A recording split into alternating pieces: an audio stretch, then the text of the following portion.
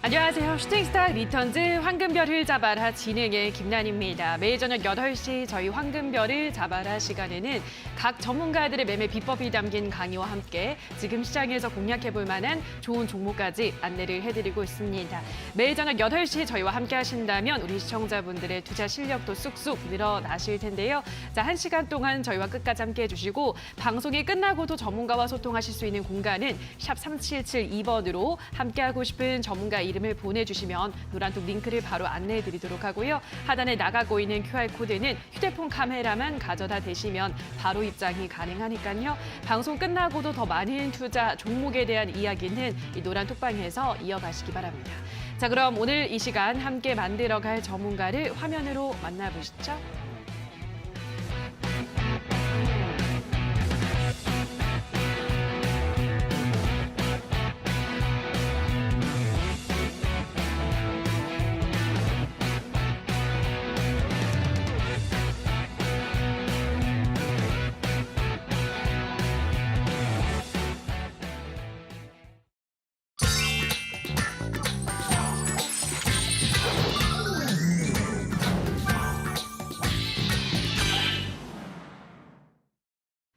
네, 오늘은 상한 김용덕 전문가와 함께하도록 하겠습니다. 전문가님 안녕하세요. 네, 반갑습니다. 네, 반갑습니다. 네. 자, 그럼 오늘 시장에 대한 이야기는 별별 이슈를 통해서도 자세하게 나눠보도록 하겠습니다. 오늘의 이슈 화면으로 만나보시죠. 자, 이창용 한국은행 총재가 이번 파월 연준 의장의 잭슨홀 미팅에서 한 연설을 두고는 예상했던 바와 크게 다르지 않았고 9월에 열리는 FOMC 회의에서는 기준금리를 자이언트 스텝할 가능성이 높다고 발언을 했습니다. 자, 이와 관련한 이야기를 좀 나눠보도록 할 텐데요. 이제 벌써 파월 연준 의장 연설한 지 좀 시간이 지났는데 저희 월요일에 장이 조금 흔들렸지만 어제도 그렇고 오늘도 그렇고 어쨌든 우리 시장이 계속해서 상승으로 마감을 했습니다. 전문가님 어떻게 보셨나요? 일단 기본적으로 우리 증시는 굉장히 좀 선방하고 있다. 맞아요. 좀 그렇게 예측을 해볼 수 있는 부분이 되겠고, 우선 한흥 총재가 이야기한 얘기를 좀 분석을 해보면 이미 예상을 하고 있었다. 그러니까 파월 의장이 그 잭슨홀 미팅에서 강경한 긴축 기조를 계속 할 거고, 그리고 자이언트 스텝을 당분간 유지할 확률이 높다. 라는 부분들을 미리 알고 있었다라고 이제 좀 분석을 하는 부분들이 되겠죠. 저는 조금 의아해했던 게 과연 자이언트 스텝을 계속적으로 할 부분들을 진짜 하는 총재가 먼저 알고 있었을 것이냐, 아니면은 이제 잭슨홀 미팅에서 만나서 얘기를 하면서 그런 분위기의 취지를 듣고 예감을 하고 있었던 것이냐에 대한 부분이 궁금할 것 같아요. 왜 그러냐면은 솔직히 직접적으로 바로 연설 전 만남을 통하지 않고서는 지표 개선이 되고 있는데 무리하게 자이언트 스텝을 계속 할 부분에 대해서 쉽게 예측하기가 좀 어렵거든요. 월가라든지 전 세계 경제 투자 분석가들 대부분이 이제 조금 온화한 어떤 금리 결정을 내릴 것이라고 대부분 예측을 하기 시작하고 있었던 시점이기 때문에 그런 부분과 관련돼서는 아무래도 잭슨홀에서의 직접적인 만남을 통해서 여러 이제 총재들이 서로 대화를 나누고 그리고 이제 연설들을 하게 되는 부분인데, 여기에서 어떤 미국의 강경적인 기조, 이런 분위기들을 전 세계의 어떤 경기 흐름도 같이 따라줬으면 좋겠다라는 그런 의미를 미리 들은 게 이제 아닌가 생각을 합니다. 우선적으로 그러함에도 신기한 거는 우리나라 같은 경우에 앞으로의 금리 인상을 기본금리인 0.25% 인상으로 긁고 가겠다라고 좀 하는 총재가 얘기를 했다라는 점이죠. 8월 달에 이제 이번 달에 인상된 금리도 사실 기본금리잖아요. 원래는 미국 금리에 맞추기 위해서 빅스텝 인상이 진행되지 않겠느냐라는 의견이 지배적이었지만 좀 안정적인 금리로 바꾸면서 이제 기본 스텝 금리에 대한 인상이 이제 우리나라에서도 진행이 됐습니다. 그리고 앞으로도 특별한 일이 없이는 계속 기본금리 인상을 할 것이다라는 얘기는 9월이라든지 그 이후로 하반기에도 국내 금리는 뭐 해외 금리와 관계없이 기본금리로 시장의 어떤 충격을 최소화하겠다라는 얘기를 이제 해준 걸로 기억을 하는데, 개인적으로는 이게 맞는 건지에 대해서 좀 의아한 생각 부분들이 일부 들기는 해요. 왜 그러냐면은 미국이 만약에 이제 다음 달에 자이언트 스텝 인상을 하면 또 우리나라가 기본 스텝 인상을 하면 금리 격차가 굉장히 벌어지기 시작을 한단 말이죠. 그럼 그 부분으로 인해서 올 수 있는 이제 무역구조 불균형 문제라든지 환율상의 원화 가치 하락이 더 가속화되면서 달러 대비 환율이 더 치솟는 그런 현상 속에 전반적으로 이제 외국계 투자자가 느끼는 우리나라에 대한 투자 매력이 더 떨어질 수밖에 없는 그런 부분들이 되기 때문에 외국인들의 어떤 자금 유출 확률이 더 높아진다고 볼 수 있겠죠. 그러니까 기본적인 부양책 이론상으로 놓고 봤을 때는 금리가 낮을수록 시장 유동성을 확보해주는 그런 성격들이 있기 때문에 직접적으로 외국인들이 금리를 올리는 것보다는 시장의 참여 유지 비율이 높게 가져갈 수 있는 부분은 맞지만 전 세계 경기 어떤 축이라고 볼 수 있는 미국에서의 대폭적인 금리 인상을 따라가지 않는 금리 정책을 가져갔을 때 나타날 수 있는 좀 더 가속화된 한국에서의 외국인 자본 이탈 부분들에 대해서 좀 더 분석을 잘 하시겠지만 심도 있게 좀 분석을 하면서 금리 정책을 해가시면 좋을 것 같아요. 뭐 이러다가도 저번에도 이제 기본금리만 한다고 하다가도 미국이 자이언트 스텝으로 이제 때려대니까 빅 스텝으로 갑자기 바꿨듯이 언제든지 금리 정책은 변할 수 있지만 약간은 좀 의아한 그런 이제 금리 정책이 아닌가 생각을 해보고요. 그 다음에 두 번째는 이제 9월에 FOMC에 대해서 우리가 예측을 좀 해본다라고 했는데 사실상 예측이 좀 불가하다라고 볼 수가 있을 것 같아요. 왜 그러냐면은 파월 의장이 연설을 짧게 했지만 거기에는 두 가지 의미가 담겨 있었다는 걸 여러분들이 아실 수 있을 거예요. 현재의 단기적인 한 번의 지표 하락이 앞으로의 지속적인 지표 하락을 보장하는 건 아니기 때문에 이게 어떤 자이언트 스텝 금리 인상을 고속화해서 연동해서 만들어 오는 작품이다라고 생각을 하는 거죠. 그래서 이런 자이언트 스텝을 좀 더 밟아가게 된다면 원재재 가격 안정화라든지 전반적인 물가 지표의 개선 부분들이 지속적으로 나올 테니까 이런 부분들을 좀 더 많이 끌어낸 다음에 금리 인상 속도를 낮춰도 되지 않느냐 이런 얘기를 이제 해준 부분이거든요. 이런 부분들을 본다면 사실상 9월 FOMC 회의 이전에 미국 PPI라든지 CPI가 발표가 나오기 때문에 이 지표가 나오기 전까지는 실질적으로 미국이 9월 달에 자이언트 스텝을 할지 아니면은 빅 스텝으로 전환을 할지 혹시라도 울트라 스텝으로 전환을 할지는 사실상 알 수는 좀 없는 그런 어려운 국면이다라고 볼 수 있을 것 같아요. 그리고 지금 이제 미국 내 파월 연설과 관련돼서 이제 혼선이 좀 많은 상태인데 전체적으로 이런 부분들 때문에도 앞으로의 연준 방향성에 대한 정확한 전략이 좀 어렵다고 볼 수 있어요. 그러니까 파월 의장은 긴축 정책을 강하게 유지하겠다라는 의견을 피력을 잭슨홀 미팅 연설에서 했지만 백악관 같은 경우에도 이에 대해서 어떤 의견을 냈냐면 연준이 결정하는 금리 정책에 백악관이 관여할 생각은 없다라는 이야기를 좀 해줬어요.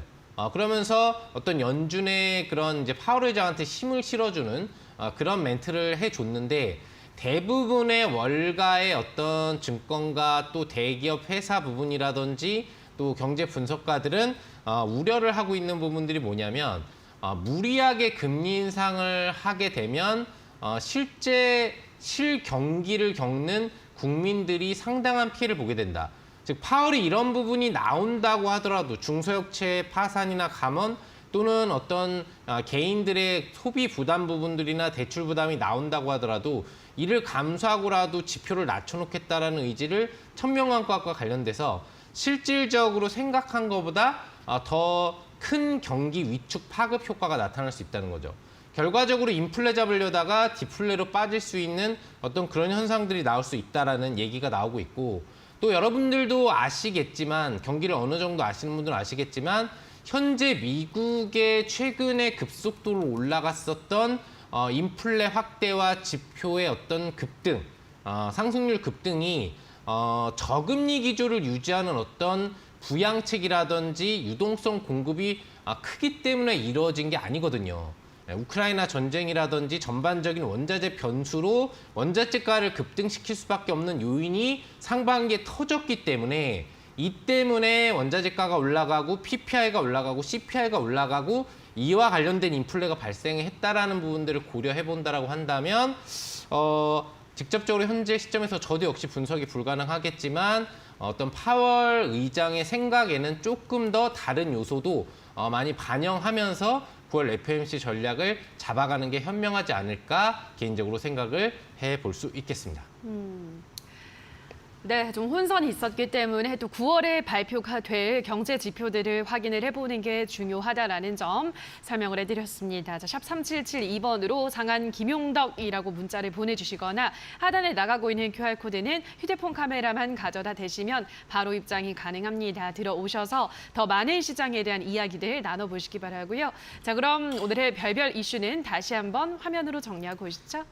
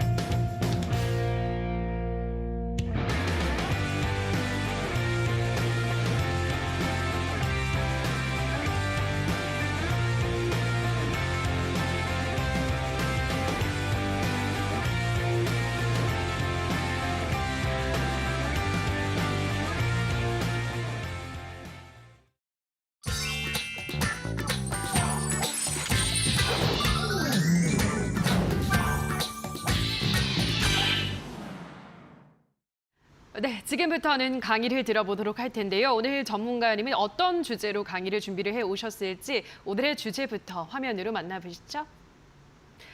별다른 법 오늘의 주제입니다. 불특정 시장 다시 시작되나 대응 방법은?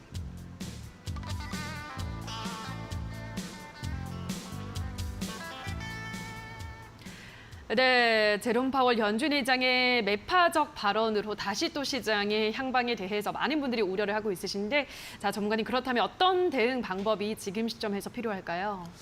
네, 우선은 이제 불특정 변수가 파월 의장의 어떤 매파적 발언 한 가지만 지금 가지고 있는 부분들은 사실 아니기 때문에 전반적인 불특정 장세에 영향을 미치는 어떤 그런 요인들이 현재 시점에서 어떤 것들이 있는지에 대해서 좀 가볍게 짚어보면서 우리가 어떻게 대응해야 되는지에 대한 강의를 좀 가볍게 진행을 해보도록 하겠습니다.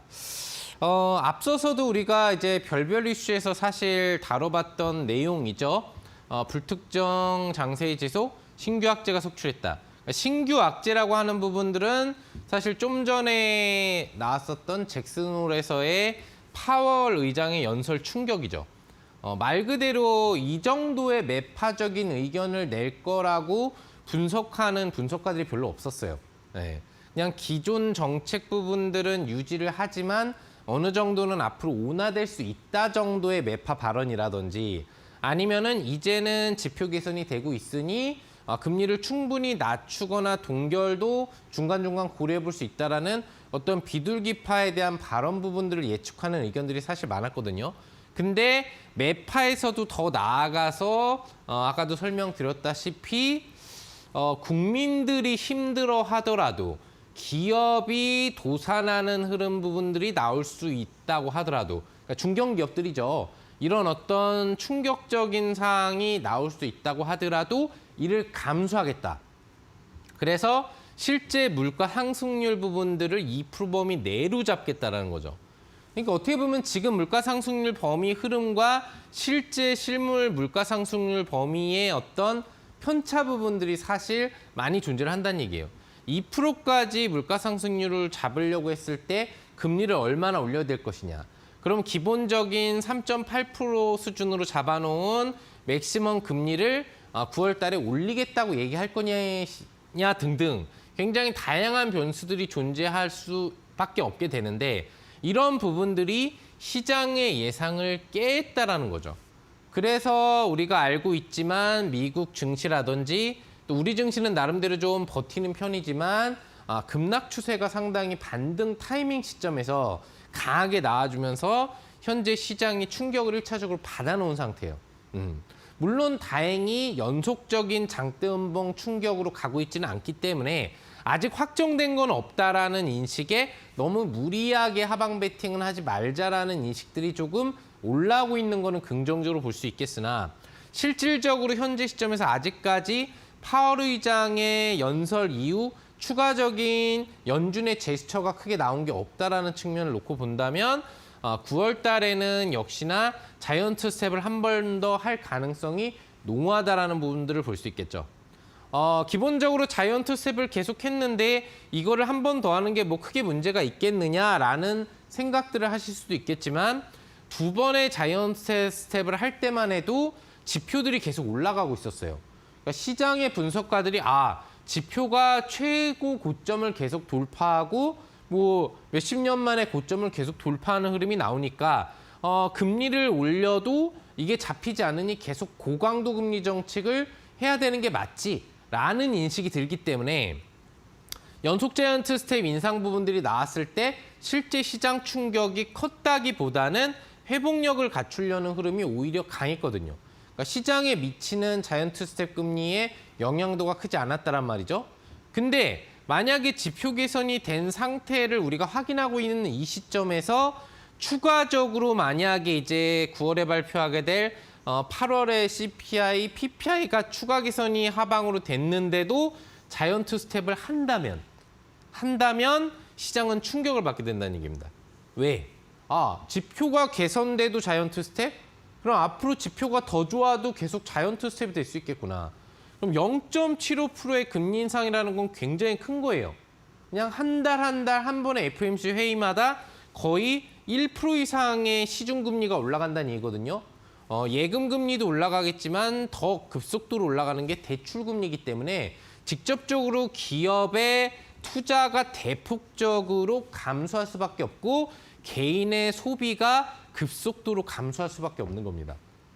기본적으로 이런 현상 부분들이 나오는 게 많이 진행이 되게 되면은 결과적으로는 디플레이에 빠지는 경기 침체 부분으로 갈 수밖에 없게 되는 부분들인데 실질적인 현상에서 이런 부분들이 나온다고 하더라도 만약에 실제 물가지수에 대한 인하 부분들이 크게 진행되지 못한다라고 한다. 지표 개선이 급속도로 나오지 못한다라고 한다면 실제 체감적으로 느끼는 물가는 높고 그리고 개인들의 어떤 소득 수준은 낮아지는 현상으로 괴리가 점점 더 많이 벌어진다는 얘기예요.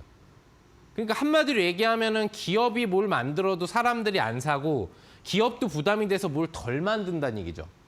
그러면은 미국 자체가 어떤 이런 무리한 금리 정책 때문에 경기 침체, 버블을 잡으려다가 경기 침체로 한 방에 빠지는 그런 악순환이 나올 수도 있다라는 부분이 되는 거죠. 전체적으로는 어떤 이런 신규 악재 부분이 상당히 좀 충격적인 부분으로 다가왔기 때문에 앞으로 지켜봐야 되겠지만 불안감에 의한 시장의 어떤 상방 작업들이 상당히 저해되고 있는 부분이다. 즉, 안 올라간다는 게 아니라 강한 반등을 당분간 기대하기는 좀 어렵다라는 걸 우리가 생각해 볼 수 있겠죠. 자, 그다음에 하는 정책입니다. 아까 전에 얘기한 것처럼 0.25% 금리를 인상한다라고 얘기를 해줬기 때문에 사실 우리나라에 대한 부담은 적어요. 우리나라 금리는 어차피 점차적으로 그럼 올라가고 미국 금리는 급속도로 올라간다는 얘기죠. 그러니까 우리나라만 느끼는 기준에서의 금리 부분을 놓고 본다면 우리나라 국민이 느끼는 소비력은 크게 감소할 확률이 떨어져요. 왜? 우리나라의 대출금리 상승률은 미국보다 적을 것이고 예금금리 상승률도 같이 맞춰서 오르기 때문에 적정 금리 인상 속에 소비가 진행이 되고 기업의 투자도 일정 부분은 급속도로 감소하지 않게 되는데 물론 이런 부분들은 미국과의 금리 역전 우려에도 기본 정책을 고수했기 때문에 언제든지 바뀔 수 있다는 얘기죠. 아니죠. 바뀔 수밖에 없다라는 얘기로 해석을 하는 게 더 맞을 것 같습니다. 진짜로 9월에 미국이 자이언트 스텝을 한다면 우리나라가 이런 저금리 규조로 국민을 살리려는 정책을 가져가는 게 중요한 게 아니에요. 금리 역전차 때문에 발생되는 대규모 외국인 투자 자금의 이탈이 나오면 우리 증시가 금리를 크게 올리지 않더라도 급락하는 쇼크가 개별적으로 나올 수 있다는 얘기죠.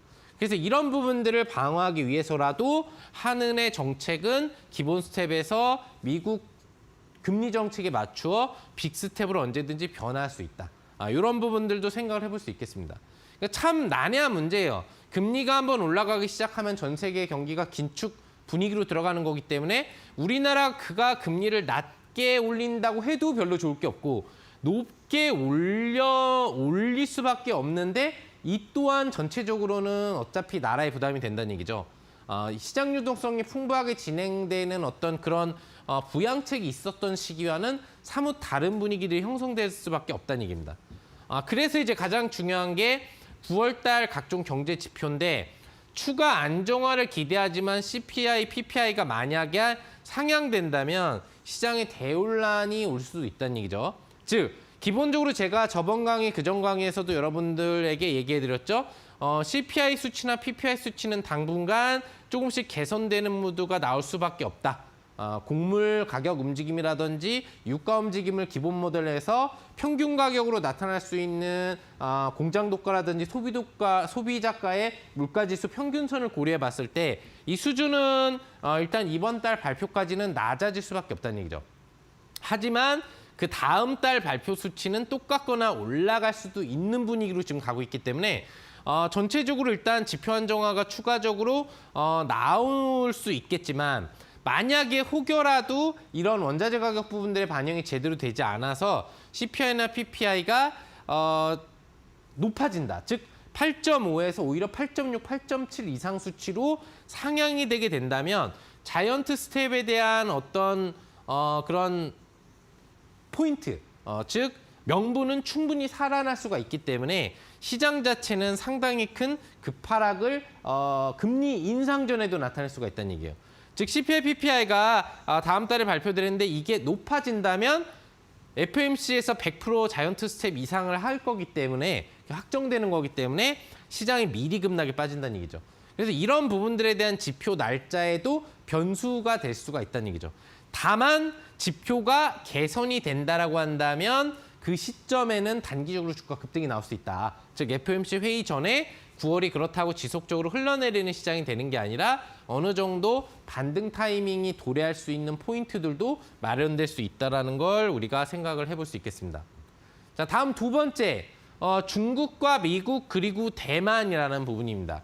자, 시장의 어떤 메인 이벤트에서는 좀 내려가 있지만 여전히 시장의 어떤 걸림돌이 되고 있는 부분이에요.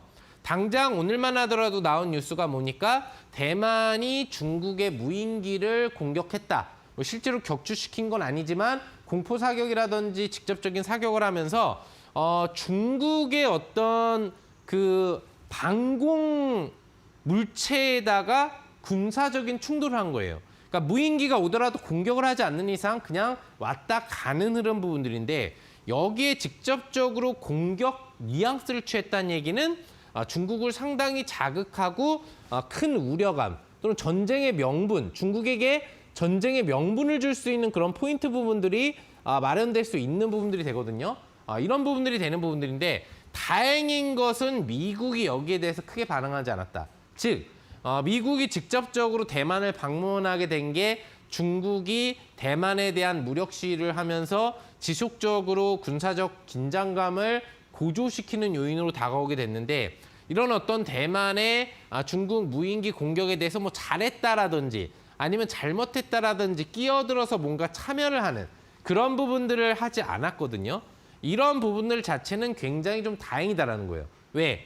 불에다가 바람을 불거나 기름을 더 부으면 어차피 불이 활활활 타올 수밖에 없는데 그런 역할을 할 수 있는 포인트가 미국에 있거든요. 왜? 이 모든 시점은 미국 하원 의장의 대만 방문에 있었기 때문에.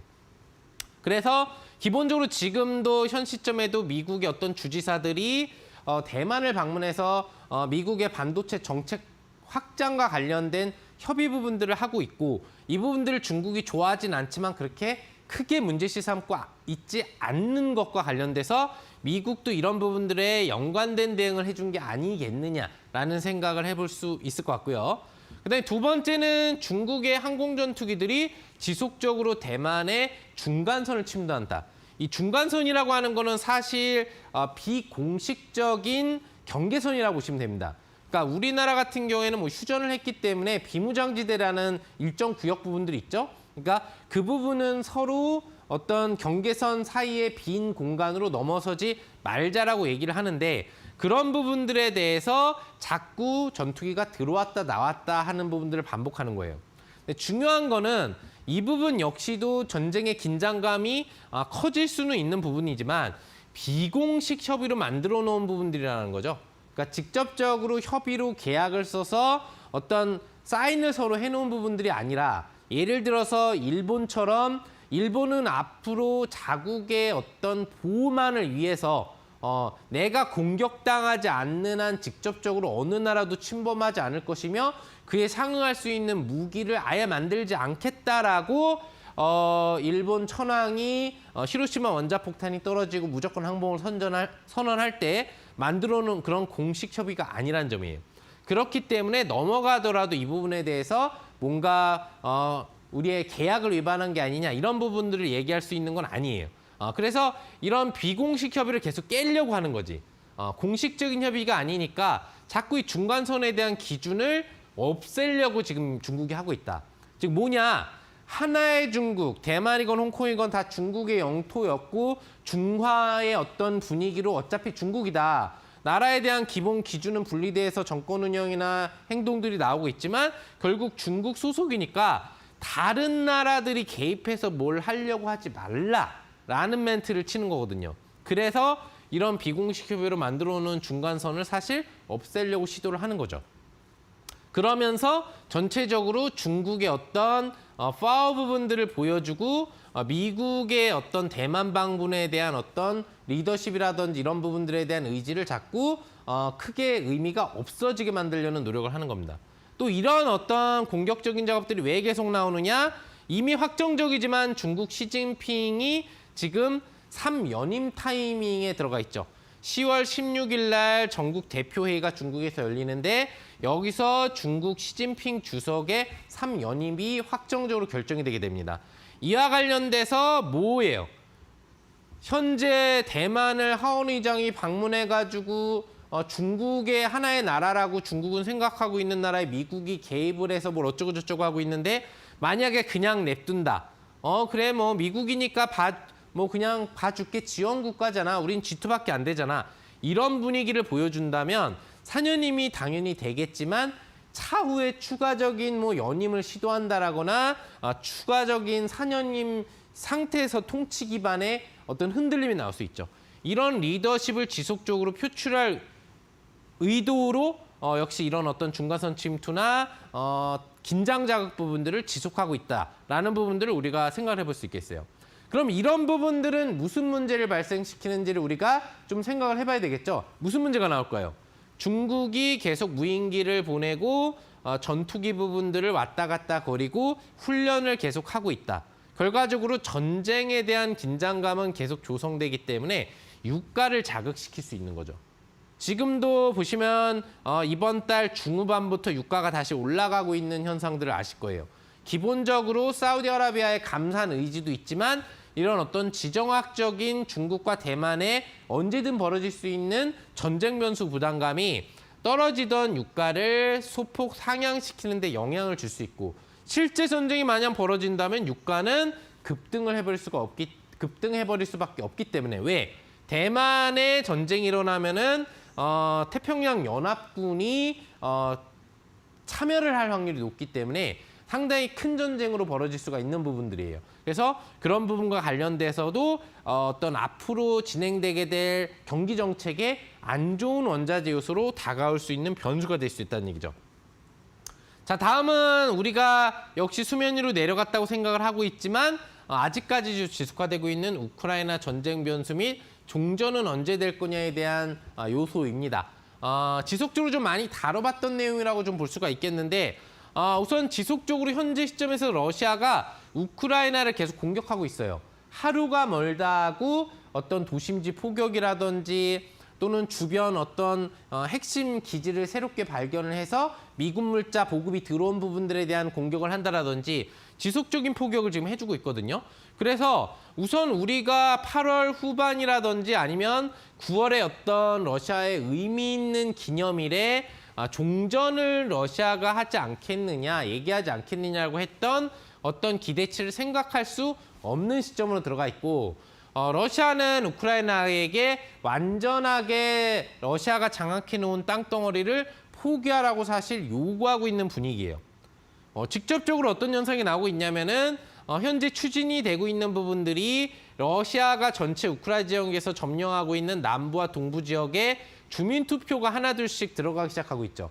그리고 나서는 러시아 귀속 신청을 해서 이거를 푸틴 대통령이 사익하는 병합 절차를 밟게 되는데, 어떤 이런 부분들을 확실하게 가져가려고 하는 부분들이 상당히 강하다는 얘기예요. 그런 부분들을 용납할 수 없다 보니까 우크라이나 입장에서는 크림반도까지 내놓으라고 이야기를 하고 있는 부분들이고, 이 러시아 점령 지역에 대한 지속적인 공격 부분들이 우크라이나 군병력 기준으로도 지금 들어가고 있는 시점이죠. 그러니까 앞으로 이 전쟁이 쉽게 해결되지 않는다는 얘기는 무슨 얘기죠?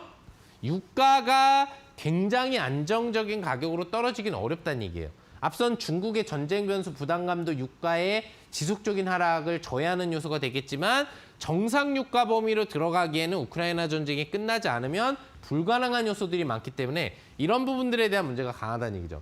그리고 두 번째 요인은 나토 국가에 대한 압박을 지속하고 있다. 즉, 프랑스에 대해서 오늘 기준으로 가스 공급 전면 중단을 통보해버렸죠. 원래는 기본적으로 결제를 해주지 않는다.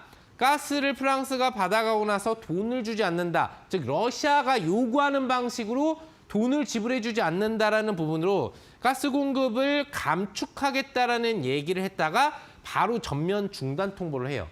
물론 독일에 비해서 프랑스가 차지하는 어떤 러시아 에너지 부분의 영향도, 즉 수입 강도는 크지는 않는 상태라고 볼 수 있겠습니다만, 기본적으로 독일에 이어서 프랑스는 이 유로 전체 연합의 경제력의 60%를 차지하는 전체 두 개 국가이기 때문에 이런 가스 공급 중단으로 가져올 수 있는 프랑스 경기의 위축 현상 부분들은 전반적인 유로 국가의 어떤 경기 하락 사이클에 영향을 줄 수밖에 없는 요인이 되겠죠. 즉 에너지의 무기화를 지속적으로 실행하고 있는 부분들도 이번 기회에 이걸로 돈을 톡톡히 벌어보자라는 부분들이 강하기 때문에 전체적으로 계속적인 원자재 변수로 다가올 수가 있다는 얘기고요. 이런 원자재 변수 발생 가능성 부분들이 전쟁 완화로 개선된 원자재의 재상승은 다시 뭘 가져올 수 있을까요? 인플레를 점화시킬 수 있다. 즉 안정하게 내려오던 CPI와 PPI 이게 계속돼야 파월 의장의 생각이 바뀌고 자이언트 스텝이 빅 스텝, 일반 스텝으로 전환될 수 있는데, 이런 어떤 추가적인 변수 요건들이 원자재 가격을 올리면 어쩔 수 없이 PPI가 올라가고 PPI가 올라가면 CPI가 올라가기 때문에 미국의 정책이 다시 대폭적인 금리 인상 정책으로 지속적 상향될 수밖에 없는 요인이 될 수 있겠죠. 아무튼 이런 부분들이 변수 부분들이 되는 조건들이 있기 때문에 앞으로의 어떤 9월의 시장 방향성을 상방으로 끌고 가기에는 좀 부족한 부분들이 계속 많이 나오고 있다는 얘기고요. 나스닥의 흐름 부분들을 우선 짚어보도록 하겠습니다. 자, 그러함에도 일단 기술적으로는 상당히 그래도 기대해 볼 만한 자리에 미증시가 놓여 있다고 볼 수 있겠습니다. 자, 현물보다는 선물 주봉 흐름을 갖고 왔는데요. 안정적인 상승 추세를 가져오고 있었던 나스닥이 전체적으로 추세 이탈을 됐던 게 올해 초고요. 올해 초에서 20주선에 대한 지속적인 이탈을 갖고 오다가 이 부분을 돌파해 준 게 얼마 전입니다. 그래서 이제 좀 안정적으로 올라가느냐 했는데 변수들이 터져버리면서 지금 20주선 라인까지 주가가 내려와 있는 상태예요. 다행인 건 뭐예요? 파월의 변수가 있고 추가적으로 개선된 요지의 지표들이 아직 나온 게 없음에도 불구하고 20주선 구간대에서 반등 시도 의사를 보이고 있다는 거예요, 선물이. 즉 오늘 야간과 내일 새벽에서는 미증시가 양봉 마감에 성공할 확률이 상당히 높거든요. 그만큼 어떤 기술적인 의미 있는 선의 지지를 받고 반등 시도를 해준다라고 한다면 9월의 정책 변화 시점에서의 추가 낙폭은 나올 수 있겠지만 그 전까지는 상방 세력들에 의한 일정 부분의 점진 상승은 가능해 보일 수 있다는 부분들을 생각해 볼 수 있겠고요. 그다음에 일봉상의 흐름 부분들도 놓고 본다면 이전에 저항권이 됐었던 부분들을 돌파해 준 뒤에 다시 그 부분들에 대한 지지를 해줄 수 있는 61선에 대한 지지 구간대에서 양봉이 나오고 있는 상태이기 때문에 이 구간대에 대한 탈환에 성공을 한다면은 일단 13,250포인트 정도까지는 미증시가 나스닥 기준으로 상승, 선물 기준입니다. 선물 기준으로 상승 흐름 부분들을 주면서 현물 장세를 좀 끌어올려 줄 수 있는 그런 흐름들이 나올 가능성도 있다는 걸 생각해 볼 수 있겠습니다. 다음은 원달러 환율인데요. 파월 의장의 발언에 의해서 고점을 찍고 내려오던 환율이 갑자기 급상승을 해버렸어요. 원달러 환율 기준, 종가 기준인데 근데 오늘 보시면 아시겠지만 상당히 강력한 최저가 하방 종가가 나온 모습이죠. 우리장 종가 기준으로 원달러 환율은 멈추기 때문에 이 수준으로 확인을 해본다면 전체적으로 고점이 도래했을 때 나오는 장대 음봉 신호가 나오기 때문에 상당히 어떤 환율 안정화 시도가 어느 정도는 나올 확률이 있다라고 볼 수 있겠고요. 다만 이렇게 급속도인 하락이 나오기보다는 점진적인 하락으로 갈 확률이 현재 분위기상 상당히 높다라는 부분이고 추가적으로는 전에 이야기해드렸었던 맥스 250원이라는 상향 원리에 의해서 저점 1,000원 기준 내에서 1,250원 기준 항상 보시면 250원 이상 올라간 적이 사실 거의 없거든요. 현재 시점도 보시면은 1,350원까지 찍었다는 얘기는 맥스 250원 선에 대한 레벨업이 벌써 다 나와 있는 상태이기 때문에 파월 변수에 의한 추가적인 달러 강세가 나왔을 뿐 원달러 환율에 연동되는 하락 부분들을 앞으로 기대하면서 외국인 투자자의 어떤 투자 마인드를 우리나라에서 높일 수 있는 그런 긍정적인 요소는 나올 수 있을 거라고 봅니다. 자, 대응법입니다. 이제 대응법. 사실 특별한 대응법이 크게 있지는 않아요. 우선 9월 FOMC 전까지는 강한 상승 랠리가 불가능하다. 점진 상승 외에는 강한 상승 랠리가 불가능하기 때문에 박스권 위주의 변동성으로 흘러갈 가능성이 높다. 이에 맞는 투자가 필요하겠죠. 무슨 얘기예요? 추세형으로 볼 수 있는 긴 투자 정책이나 우량주에 대한 투자보다는 단기적인 단타 성격에 대한 매매라든지 아니면 일주일 이내의 짧은 매매로 소폭의 수익을 챙겨나가는 방식에 대한 투자가 FOMC 회의의 어떤 결과가 나오기 전까지는 굉장히 유효할 수 있겠고요. 그다음에 기회의 포인트. 9월 CPI 발표의 타이밍상 핵심 반등이 나올 수 있는 기대치, 지표 개선에 따른 급등 기대치를 갖고 있기 때문에 그 타이밍에서는 미리 종목을 선점해서 레벨업 상승 시도가 나오는 다음날까지의 어떤 증시 단기 우제 효과를 좀 메리트로 대응해 보자라는 거고요.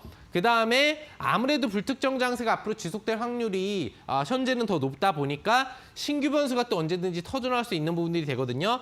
일정 비율의 현금은 반드시 가지고 있으면서 혹시라도 내가 어떤 종목을 잘못 잡았을 때 추가적으로 대응해서 빠져나올 수 있는 기회 이런 부분들을 해줄 수 있는 현금 부분들을 일부 유지하는 전략을 가져가시는 것이 여러분들이 현재 장세에 대응하기에는 가장 좋은 전략이 되지 않을까 생각해 봅니다.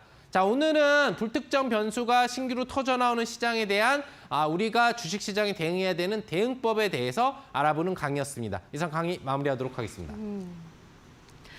네, 오늘 강의를 통해서는 불특정 장세에 대응할 수 있는 방법에 대해서 여러 가지 꼼꼼하게 알아보셨는데요. 샵 3772번으로 상한 김용덕이라고 문자를 보내주시거나 하단에 나가고 있는 QR코드는 휴대폰 카메라만 가져다 대시면 바로 노란톡방에 입장 가능하니까요. 들어오셔서 이런 꼼꼼한 투자 전략들 노란톡방에서 더 많이 챙겨가시면 좋을 것 같습니다. 자, 그럼 오늘의 강의는 다시 한번 화면으로 정리하고 오시죠.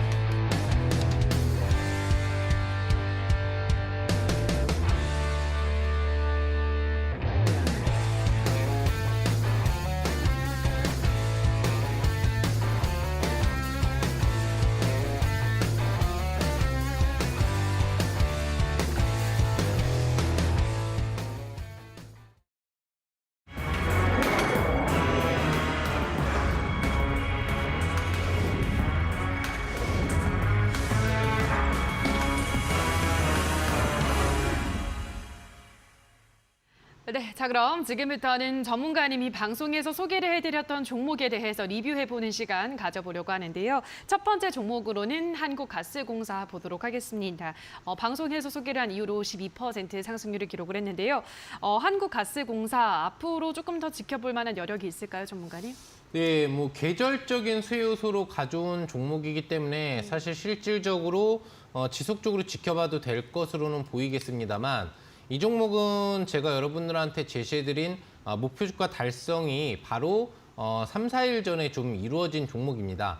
그러다 보니까 지금 불특정 변수들이 계속 나오는 시장 성격 속에서 어떤 계절적 이슈의 수요를 노려본다고 하더라도 목표 주가가 달성된 종목을 무리하게 추가적으로 들고 가서 혹시라도 수익을 까먹는다거나 이런 흐름들을 가져오면 좋지는 않을 거라고 보고 있거든요. 차트를 보시면은 흐름 자체도 단기적인 어떤 변동성 상승 효과가 나온 뒤로 지금 기본 5일선 추세가 꺾이면서 음봉전환 추세가 이미 직전일부터 나오고 있어요.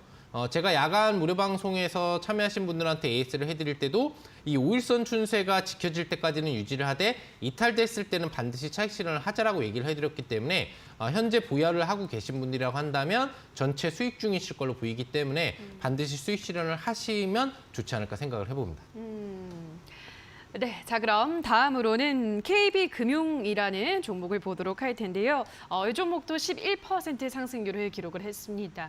요즘 사실 이 금융주들은 좀 조용한 흐름인데 어떻게 보고 있으신가요? 네, 좀 아쉬운 부분들이 뭐냐면은 일단 기본적으로 금리가 빅스텝으로 크게 좀 인상이 된다거나 이런 부분들이 좀 나온다라고 한다면은 우리가 한 번 정도 그 시기의 반등을 좀 노려보자라고 했는데 우리나라에서 일반 스텝 인상 부분들을 이번 달에 해줬잖아요. 그러니까 일반 스텝이라고 하는 건 금융권에 그렇게 크게 메리트로 다가오지 않거든요. 왜? 일반 스텝에 대해서 대출금리나 어떤 이자 부분들을 올리는 요소에 있어서의 자금 유입 강도나 어떤 신규 대출 이자에 대한 수익성이 극대화되지 않기 때문에 실제 금융주의 매력도가 좀 떨어지는 부분들이 되겠죠. 이미 8월 중반부에 목표 주가 달성이 되면서 여러분들이 수익 실현을 하신 분들이 대부분이시겠지만 혹시라도 갖고 계신다면 추가적인 금리 인상 타이밍에서 효과를 노려보자라고 얘기를 해드렸는데 여기 보이시는 이 음봉이 나온 요 날이 바로 금리 결정일인 25일입니다. 추가적으로 금리가 빅스텝 이상으로 나오지 못하니까 아쉬움 속에 반등이 나오지 못하고 음봉이 나오고 밀려 내려가는 흐름들이 좀 보이고 있죠. 뭐 앞으로 지속적인 금리 인상이 나올 거기 때문에 좀 더 홀딩 유지를 하면서 수익 구간대를 바라보는 전략으로는 나쁘지 않아 보이지만 너무 적극적으로 장기적인 전략을 가져가기에는 좀 무리는 있다고 봅니다. 아무튼 목표 주가 달성이 일단 됐었던 종목인 만큼 많은 분들이 수익을 잘 내셨을 걸로 보이고 축하드린다는 말씀. 아직 가지고 계시다면은 일정 부분 추가 수익 전환이 되는 흐름까지 지켜보신 뒤에 짧은 수익이라도 챙기고 나오시라는 전략을 드리고 싶습니다. 네, 자 그럼 이번에는 JYP 엔터 보도록 할 텐데요. JYP 엔터도 방송에서 소개를 하시고 10% 상승률을 기록을 했습니다.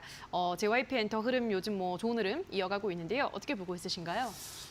반등 심하다 이렇게 좀 변수들이 나오는 것 같아요. 뭐 엔터 변수들도 나오고 시장 변수들도 나오고 상승 부분들을 계속 제한하는 요소가 형성되고 있는 게 아닌가 생각하는데 그렇지 않았다면 벌써 목표 주가 달성이 뭐 저번 주건 그전 주건 됐었을 그런 종목이 아닌가 생각합니다.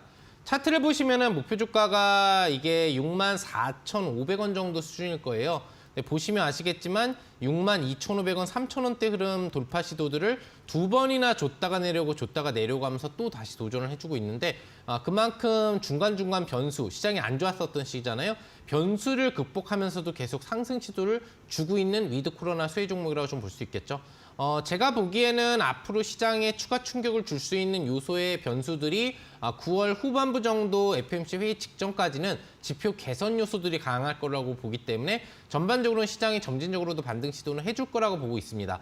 그렇기 때문에 아마 1, 2주 정도 홀딩 유지를 더 해주신다고 한다면 충분히 목표 주가 달성이 가능할 걸로 보이고 그 시점에는 일단 차익 실현을 하고 지켜보시는 전략이 좋지 않을까 생각을 해봅니다. 네, 자 그럼 마지막으로는 콘텐트리 중앙 보도록 할 텐데요. 콘텐트리 중앙은 한 3%가량의 수익을 내고 있고 일단 최근 들어서는 큰 시세를 내기보다는 좀 횡보를 하는 흐름입니다. 어떻게 보고 있으신가요?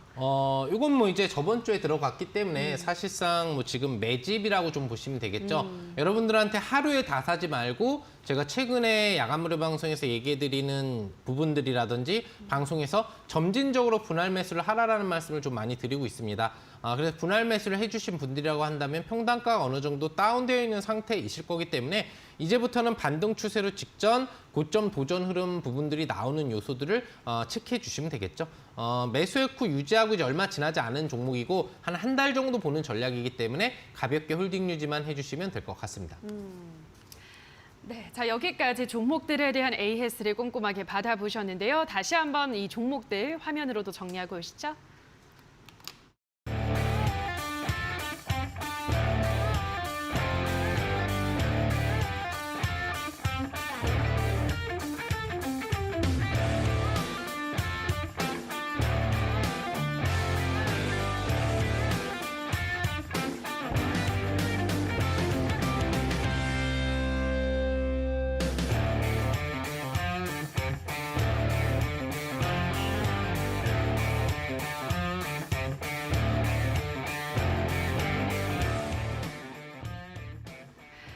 네, 자 그럼 지금부터는 전문가가 준비를 한 오늘의 종목을 만나보도록 할 텐데요. 오늘의 황금별 종목은 어떤 종목 가지고 오셨나요?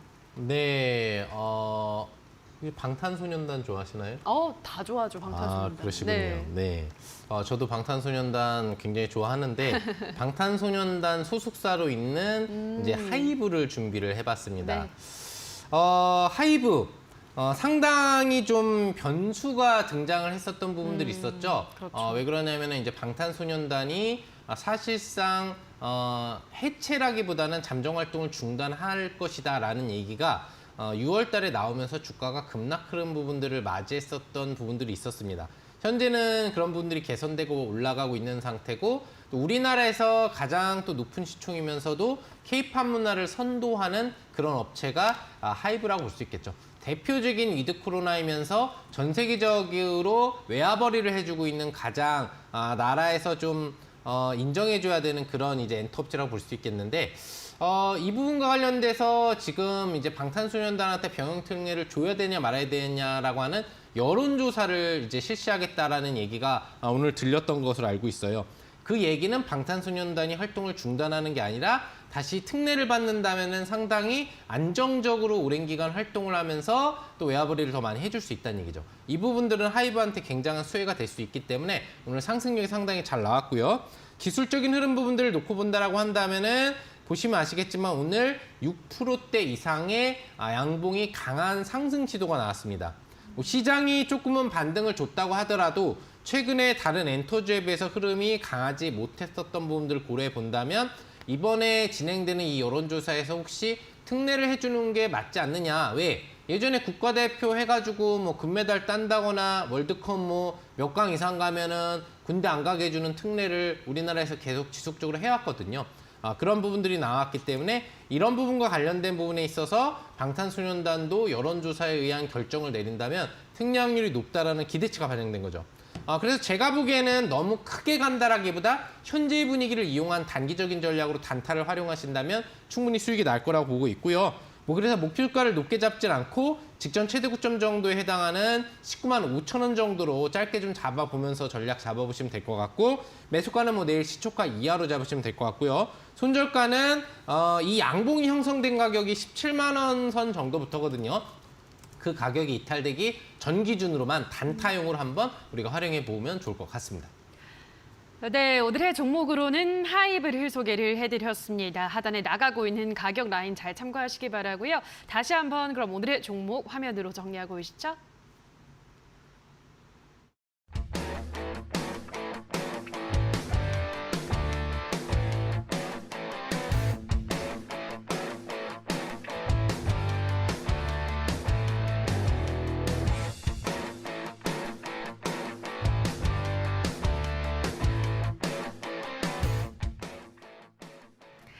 네, 방송이 끝나면 무료 공개 방송도 이어지니까요. 포털 검색창에 슈팅스타 치고 들어오셔서 많은 참여해 주시기 바라고요. 자, 그럼 오늘 저희가 준비한 순서는 모두 여기서 마무리 짓도록 하겠습니다. 저희는 내일 이 시간에도 알짜 정보 가지고 돌아오도록 하겠습니다. 오늘 방송 끝까지 함께해 주신 여러분 고맙습니다.